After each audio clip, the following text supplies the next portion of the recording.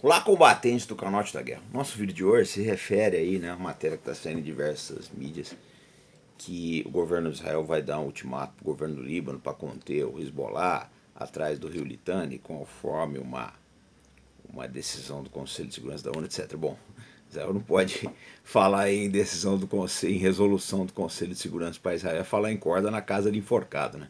Porque eles são campeões em não cumprir essas resoluções. Então, isso aí já é uma coisa meio furada. Agora, eu acho assim, o problema vai ser se Israel fizer essa ameaça e o governo do Líbano não cumprir.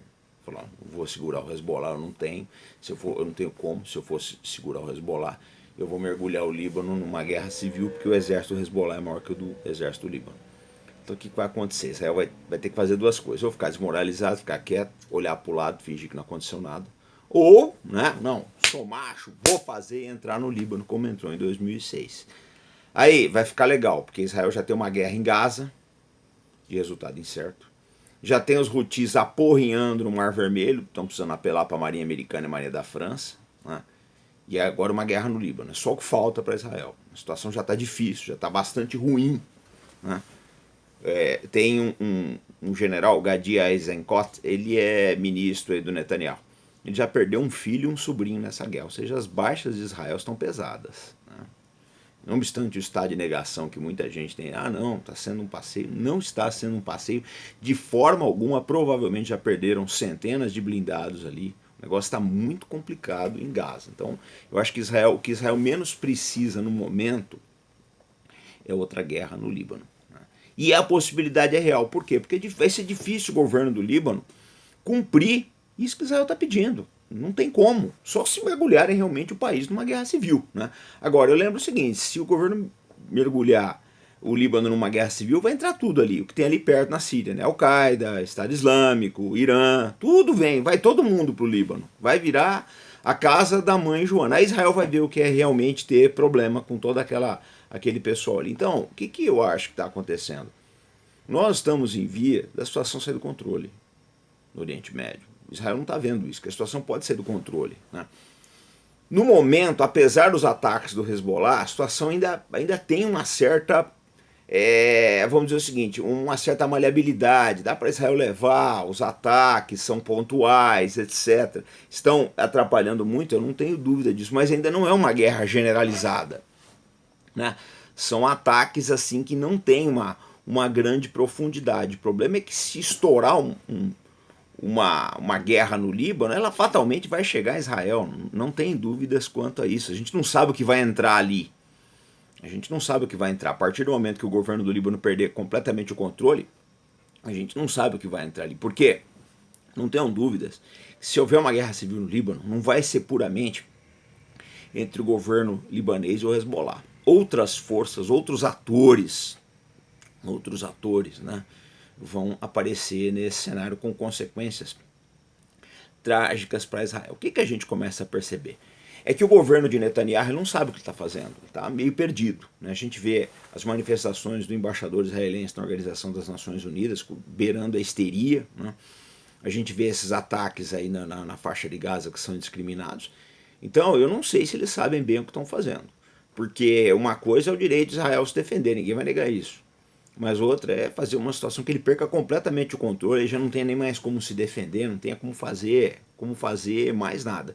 Porque o que acontece é o seguinte, ao contrário do que muita gente pensa, Israel não é invulnerável. Né? Israel não é invulnerável. Até agora, o país conseguiu passar ao largo de todo o turbilhão do Oriente Médio. Estado Islâmico, guerra civil na Síria, né? Invasão do Iraque, tudo isso, guerra civil no Líbano, Israel conseguiu se manter incólume. Só que o cenário internacional hoje é outro. Você tem um Hezbollah poderosíssimo, você tem os Houthis ao sul dando o maior trabalho, você tem o Irã com armas moderníssimas. Hoje mesmo a gente estava vendo aí que o Irã desenvolveu um drone com capacidade de mísseis ar-ar. Né? A gente não sabe onde isso vai parar. Porque, olha, eu vou fazer um prognóstico aqui meio complicado.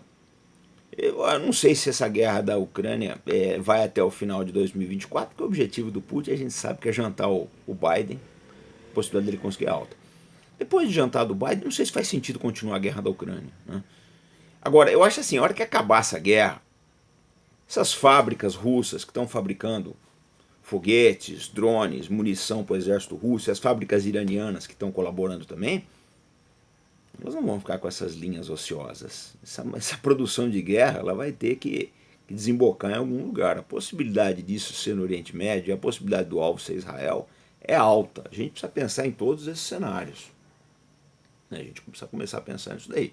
Eu falava sempre lá atrás, quando eu comecei a descrever o conflito ucraniano, que olha, vai complicar bastante, porque a Rússia ela vai modificar os padrões dela, né? E isso vai ser um problema muito sério para o exército ucraniano. Isso efetivamente aconteceu, agora todo mundo está nos dando razão. Então eu acho que uma coisa que vem aí no futuro para Israel é isso. Eu acho que não tem outra saída que não seja Israel investir pesadamente, né, na questão diplomática, no sentido de uma construção de dois estados, não tem como. Por pior que seja, né, a partir do momento que se criar dois estados, muitas das desculpas aí muito do motivo da raiva, etc., dos palestinos, acaba se diluindo. É um fato. Né? E até apoio internacional. Israel passa a ter uma nova visão, uma nova imagem no cenário internacional. Talvez, não é que. Talvez seja a solução menos ruim a solução de dois estados. Talvez seja a única possível. Né? Porque como está, não vai dar para continuar. Quem acha que essa guerra de Gaza vai ser a última aí está muito mal informado. Né? Porque o que a gente está vendo é uma legião de órfãos, aí, de crianças órfãs, né? E de pais que perderam tudo. E essa gente vai acabar nas fileiras do Hamas. Eu não tenho dúvidas disso. Ou do Hamas, ou de uma outra organização mais extremista também. Porque se Israel conseguir acabar com o Hamas, que eu duvido mesmo. Se Israel conseguir acabar com o Hamas, vem coisa muito pior aí. Agora, vamos falar do Hezbollah, né? Vamos supor que Israel cumpra a sua promessa. O governo do Líbano não faz nada com o Hezbollah, Israel entra. Em 2006 foi catastrófica a invasão israelense, perderam um monte de mercavas, perderam muitos soldados aí. O negócio foi horroroso, né? Tanto que Israel nunca mais voltou lá.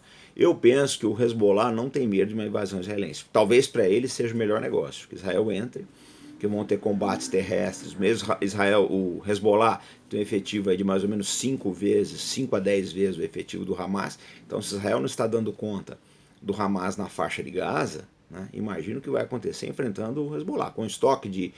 o Hezbollah acredita que eles têm 140 a 150 mil mísseis e foguetes, sendo que um terço disso, mais ou menos, tem grande precisão. Imagina tudo isso caindo aí em Israel, se juntando aí, né, aos foguetes do Hamas e aos ataques dos Houthis no sul. Fora o fato do seguinte, o Hamas não pode ser reforçado, né? Ele está cercado ali em Gaza. Os Houthis não podem transplantar o seu exército para Israel, estão lá no sul, no Iêmen.